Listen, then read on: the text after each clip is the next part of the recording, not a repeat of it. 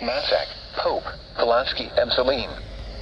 Remember, a severe thunderstorm watch means the conditions are favorable for the development of severe weather, including large hail and damaging winds in and close to the watch area.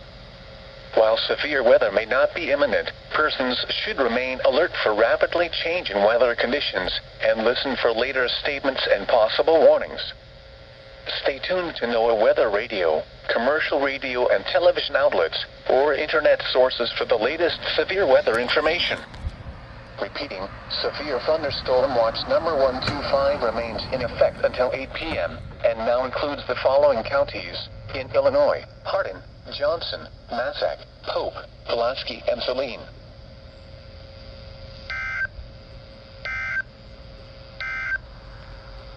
Severe thunderstorm watch number 125 remains in effect until 8 p.m.